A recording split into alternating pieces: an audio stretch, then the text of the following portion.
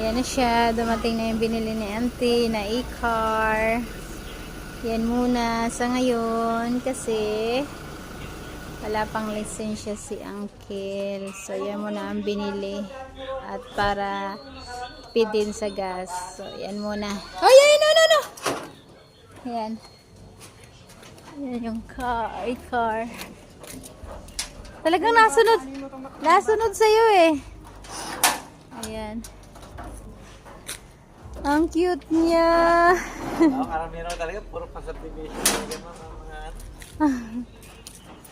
Ayan. Kasi nga sa mahal ng gas. Oo nga eh. Pang-service ng mga bata. Oo. Ayan, ang binili ni auntie. Yan muna pansamantala. So, pagdating na lang nila, bibili ng sasakyan talaga. So, yan muna. Pang service. Si Bibi, anak ko. Si Bibi, tignan mo.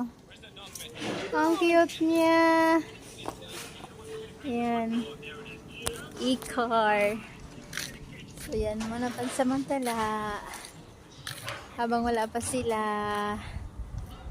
Wala pa sila auntie. So, ito muna yung kanilang gagawing service namin. So, ayan. Yan, pag namamasyal.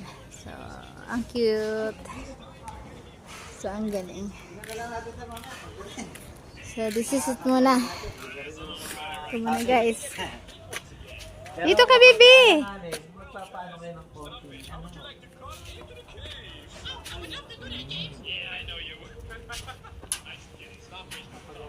Ikaw lang nag-deliver? Wala ka kasama? Opo eh.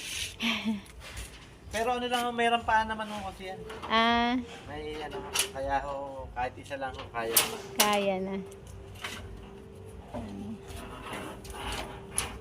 Ang cute niya. Parang wala pa yan dito. Oo. Opo, iba kasi mga formula. Ay, ano maganda. Bibi! Plastic, no? Alis na kayo dyan. Alis na. Kayo bababa na. Kasi yung iba plastic na rin. Dito kayo. Baka mahulugan kayo. Dyan.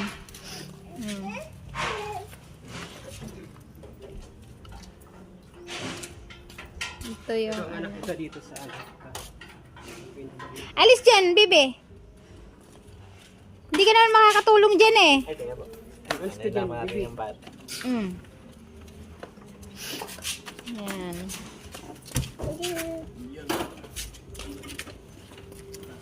Sige sir, ano yun lang natin itong ano.